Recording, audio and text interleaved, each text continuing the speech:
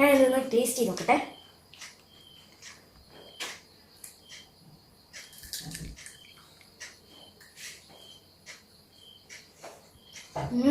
Super.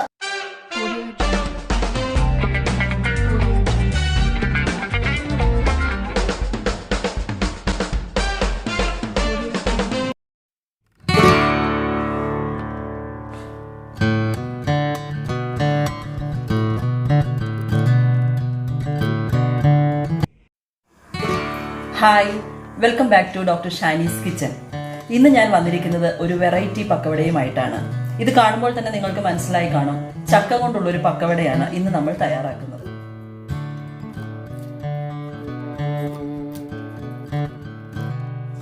നിങ്ങൾ ഇതുവരെ എൻ്റെ ചാനൽ സബ്സ്ക്രൈബ് ചെയ്തിട്ടില്ലെങ്കിൽ ദയവായി സബ്സ്ക്രൈബ് ചെയ്യുക. അതിനോടൊപ്പം കാണുന്ന ബെല്ലൈക്കൺ ഒന്ന് പ്രസ് ചെയ്യാനും മറക്കരുത്. ബെല്ലൈക്കൺ പ്രസ് ചെയ്യുമ്പോൾ അതിൽ ഓൾ എന്ന നോട്ടിഫിക്കേഷൻ മറക്കാതെ പ്രസ് ചെയ്യുക. എങ്കിൽ മാത്രമേ ഞാൻ അപ്ലോഡ് ചെയ്യുന്ന വീഡിയോസിൻ്റെ മുഴുവൻ നോട്ടിഫിക്കേഷൻസും നിങ്ങൾക്ക് മൊബൈലിൽ ലഭിക്കുകയുള്ളൂ.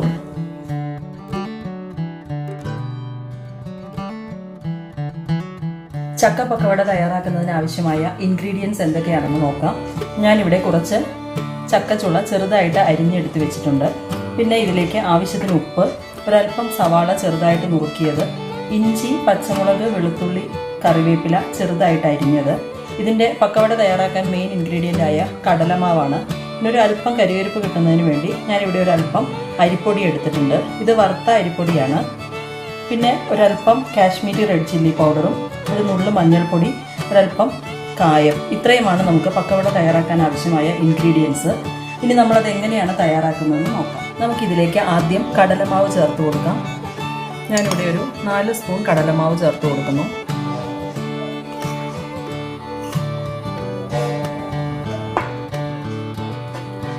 ഒരു 2 സ്പൂൺ അരിപ്പൊടി,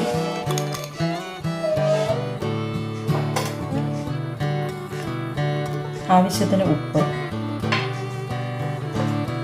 അരിഞ്ഞു വെച്ചിരിക്കുന്ന ഇഞ്ചി, വെളുത്തുള്ളി, കറിവേപ്പില, പച്ചമുളക്,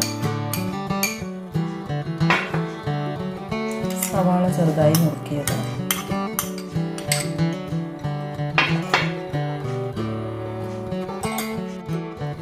ഇതിലേക്ക് ഒരല്പം 1/4 ടീസ്പൂൺ മഞ്ഞൾപ്പൊടി ചേർത്ത് കൊടുക്കാം. ഒരു 1/2 ടീസ്പൂൺ കാശ്മീരി റെഡ് ചില്ലി. എരിവിന് വേണ്ടി നമ്മൾ പച്ചമുളക് ചേർത്തിട്ടുണ്ട്.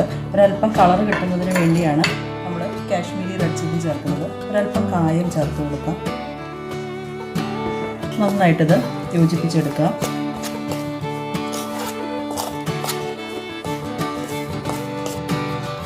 നമുക്കിതിലേക്ക് ഇനി അരിഞ്ഞു വെച്ചിരിക്കുന്ന ചക്ക ചേർത്ത് കൊടുക്കാം.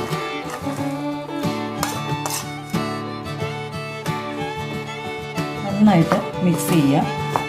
ഇനി ആവശ്യത്തിന് വെള്ളം ചേർത്ത് നമുക്കിത് കുഴച്ചെടുക്കാം.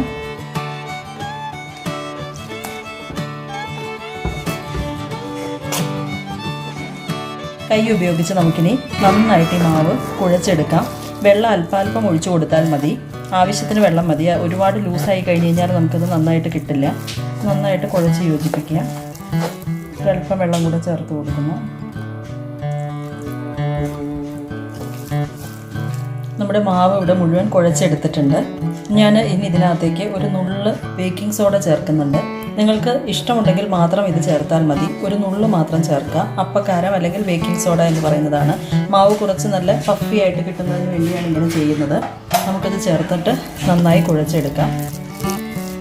മാവിൻ്റെ കൺസിസ്റ്റൻസി എന്ന് പറയുന്നത് നമ്മൾ കയ്യിൽ നിന്ന് ഇങ്ങനെ മുറിച്ച് ഇടാൻ പറ്റുന്ന ഒരു രീതിയിലായിരിക്കണം.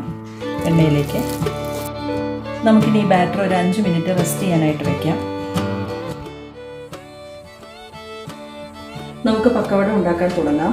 ഞാനിവിടെ ഒരു ഫ്രൈ പാൻ അടുപ്പത്ത് വെച്ച് അതിൽ ഓയിൽ വെച്ചിട്ടുണ്ട്. ഓയിൽ നന്നായിട്ട് ചൂടായിട്ട് വരുമ്പോൾ ആദ്യം നമുക്കിതിലേക്ക് കുറച്ച് കറിവേപ്പില ഇട്ട് കൊടുക്കാം. കറിവേപ്പില ഇടുമ്പോൾ ശ്രദ്ധിക്കണം, പൊട്ടിത്തെറിക്കാൻ സാധ്യതയുണ്ട്. നമുക്കിതിലേക്ക് ഒരു സ്പൂൺ ഉപയോഗിച്ചോ അല്ലെങ്കിൽ കൈ ഉപയോഗിച്ചോ കുറച്ച് മാവ് എണ്ണയിലേക്ക് ഇട്ട് കൊടുക്കാം. ഞാനിവിടെ ചെറിയ പക്കവടയാണ് തയ്യാറാക്കുന്നത്.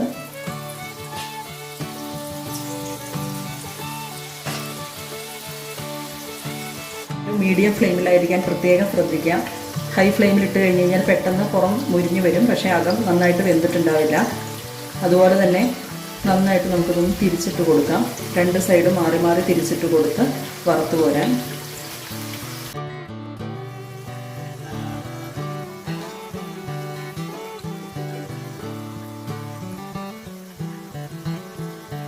നമ്മുടെ പക്കവടയൊക്കെ ഇവിടെ നല്ല ഗോൾഡൻ ബ്രൗൺ കളറിൽ നന്നായിട്ട് മൊരിഞ്ഞ് വന്നിട്ടുണ്ട്. ഇത് നമുക്കിനി എടുത്ത് മാറ്റാം.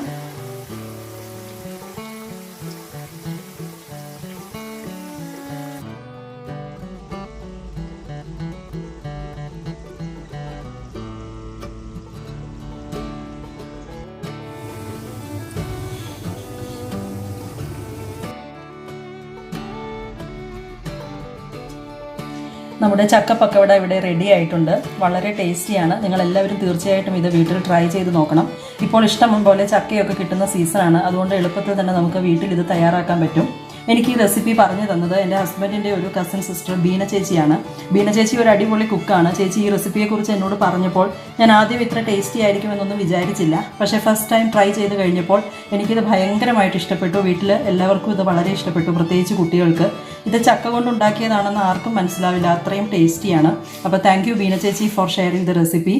ഞാൻ ഇന്നത്തെ ഈ പക്കവട ഒന്ന് ടേസ്റ്റ് ചെയ്യാനായിട്ട് ഒരാൾക്ക് കൊടുക്കുകയാണ്. നമുക്ക് അഭിപ്രായം കേൾക്കാം.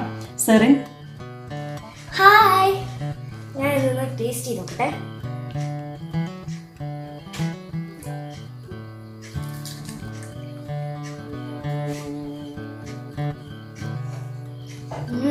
സൂപ്പർ. എല്ലാവരും നിങ്ങളുടെ അമ്മമാരുടെ അടുത്ത് പറഞ്ഞ് ഇതെന്തായാലും ഉണ്ടാക്കി നോക്കണം. Okay, bye bye. Thank you for watching.